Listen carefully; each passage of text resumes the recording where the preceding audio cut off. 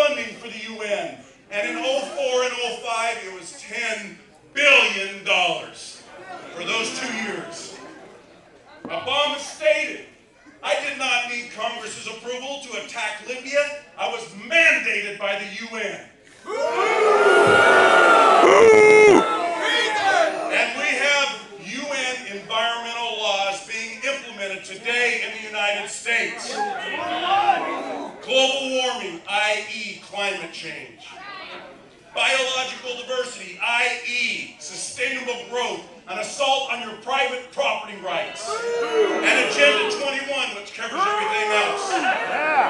All of which are destroying individual liberty. Vladimir Lenin, the communist leader of Russia, commented that America could be destroyed from within because of the useful idiots it possesses to undermine the 3 pillars of our society: patriotism, morality, and spiritual life. I didn't think there were useful idiots in America until I heard the likes of Nancy Pelosi, Harry Reid, Joe Biden, Chuck E. Schumer, Maxine Waters, and the list goes on and on and on. Is this our rendezvous with destiny that Ronald Reagan spoke of? No! Have Americans been transformed from the land of the free and the home of the brave to the land of the constrained and the home of the cowardly? No! Is life so dear, peace so sweet, as to be purchased at the price of chains and slavery? I say no, because I see a whole room full of patriots here in defiance of tyranny.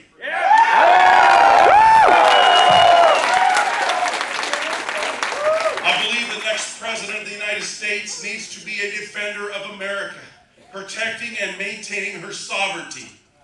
One who understands the worldwide economic crisis we face, and first and foremost, demonstrate he has America's interest at heart. The next president must understand what constitutes a free market, be willing to stand tall against powerful lobbying interest, and have the courage to fight for a sound monetary system, fiscal sanity, and individual liberty. I am an American farmer, and I yearn for strong constitutional leadership. I see Ron Paul as a loyal disciple of our founding fathers who gave us the opportunity to experience life, liberty, and the pursuit of happiness.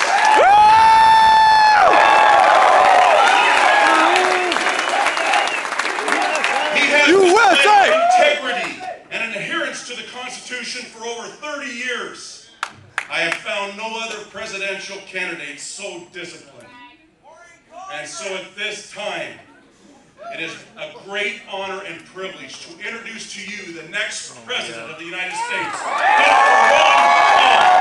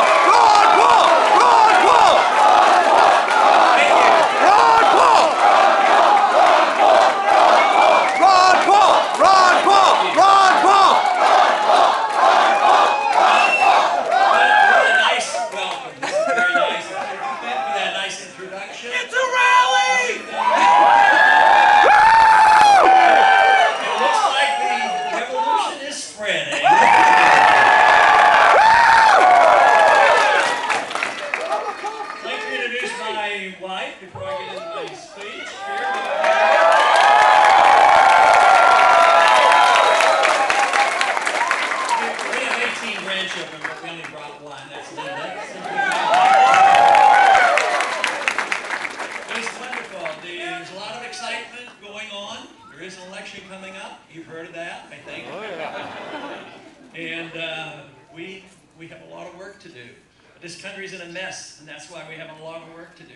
But actually, there's some very good news. The country is changing for the better. The big problem is the country's changing, but Washington hasn't heard about it. So we need a message sent to Washington, and we can do it in this campaign. So I welcome your support and your enthusiasm. But you know, the big question is will we realize that when an idea's time has come, armies can't stop it. That's right. The idea of liberty is returning. It's returning stronger than ever before. A lot of people think that when we talk about liberty and the Constitution, we want to go back to the old days. But you know, the old days are really tyranny. That's what history is all about. We only had a little test of liberty, and the best test in the history of mankind has been in this country. We had the most freedom and the most prosperity and the largest middle class. But most people realize it's no longer true. There are other countries now that are richer and freer, unfortunately, and yet the American people are wanting to get their liberty back, and that's what this campaign is all about.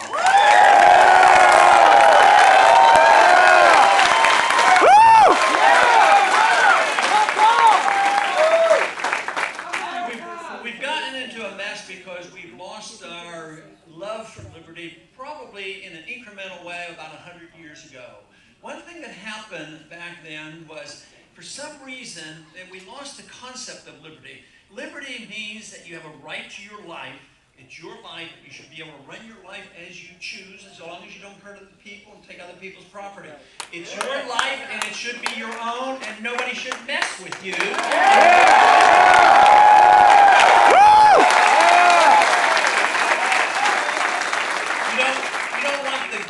Messing with you and undermine your liberties. If you have a government, which we do, the government should be limited like the Constitution does. It should be limiting to protecting those liberties, not undermining those liberties. Yeah. But unfortunately today we have too much secrecy in government and too much privacy removed from the people. The government is supposed to protect our privacy, and the government is supposed to be open to the people.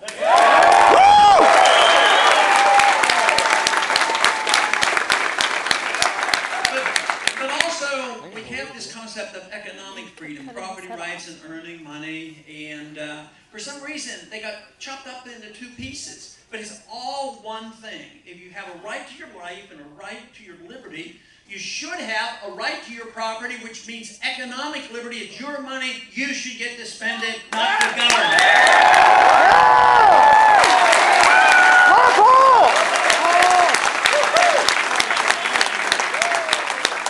The concept of the income tax is that the government owns all our income. We get to spend a certain amount under the conditions that the government lays down to us. And also, they use it endlessly to do things that are very harmful to us. Now, they can tax so much, there would be a rebellion going on if we had to pay every month for exactly what the government's spending.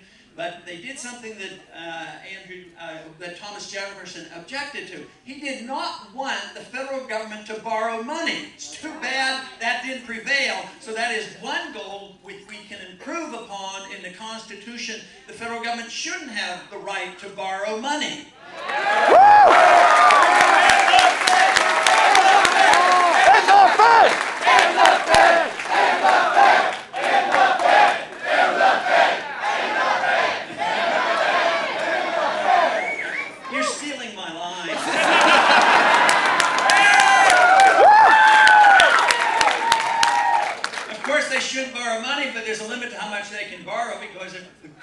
And the president spent too much money, and they keep borrowing. Interest rates will go up, and high interest rates are detrimental, and you have to rein in the spending.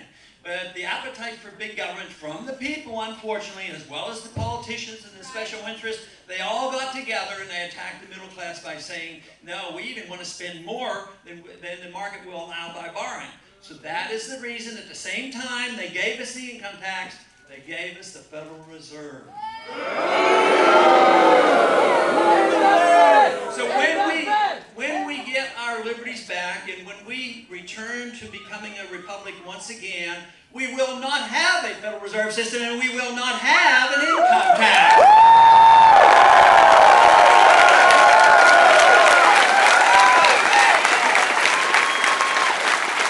We will have our personal liberties and our economic liberties being one everything, and they will be returned to the people. The people will become more creative and more productive. And lo and behold, there will be two consequences. There will be peace in the land, and there will once again be prosperity.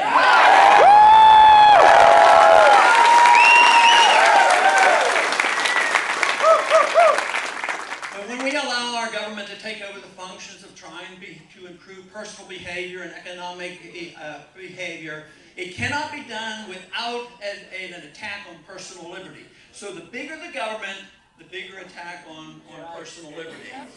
And the more tyrannical a government you have, the bigger the government is, the more spending there is, and the more likely there will be a debasement of the currency. Yes, we're suffering today from the consequences of 100 years of debasement of a currency. And it is nothing new. Matter of fact, the founders understood it rather clearly. It's been known in Bible times and ancient history.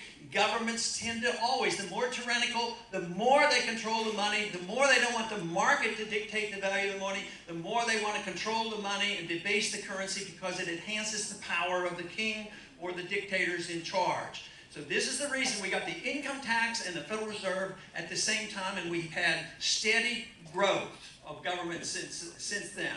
Not only that, even though from 1913 up until 1971, we had some restraints on the government printing press. But in 1971, it was removed. And since 1971, the problems of the federal government has been endless. And now, what do we have? We have a poorer country. We have a smaller middle class. We have a shrinking wealth. The good jobs are overseas. But the special interests are still living high on the hog.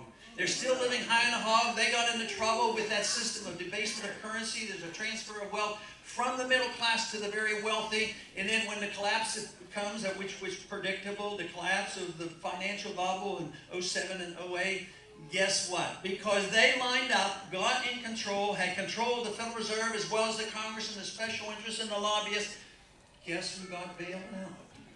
Wall Street got bailed out. The Goldman Sachs of the world, the military-industrial complex, they all did quite well. But who suffered the consequences? What happened to the debt that should have been liquidated, the bankruptcies that should have occurred if we would have had the strict rules of the free market?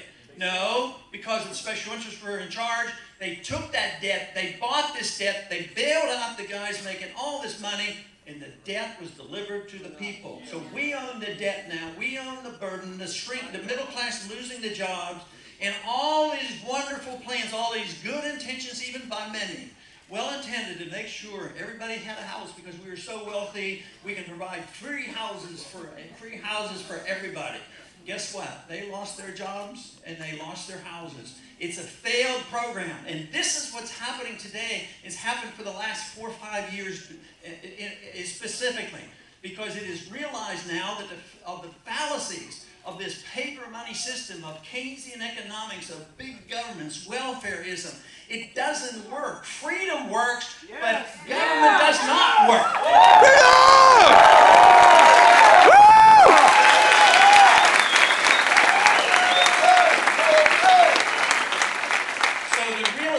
That this happened about 4 years and 5 years ago, that something has to change. This is what has really revitalized the interest of liberty in this country. At the same time, we as a nation became very much aware of what has been going on in our foreign policy. And the awareness have told us nothing good is happening with our foreign policy. Our foreign policy needs to be changed. It should be designed to provide a strong national defense and national security. It should not allow us to be engaged in undeclared, unconstitutional, unwinnable special interest wars around the world.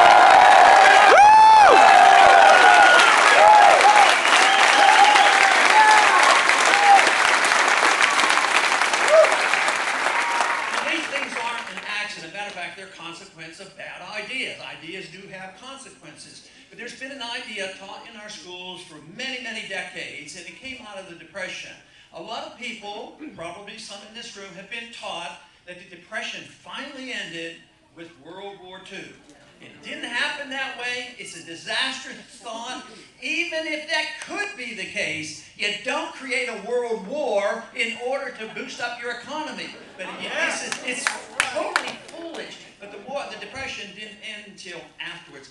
The Depression is caused by the financial system run by the Federal Reserve. They create the bubbles, and the necessary collapse it always comes, and that's what we're involved in. But the whole system now is being recognized. It's a failure. It doesn't work. The founders knew it. They tried to prevent it. They said only gold and silver can be legal tender. You can't print money, and you don't have the authority to establish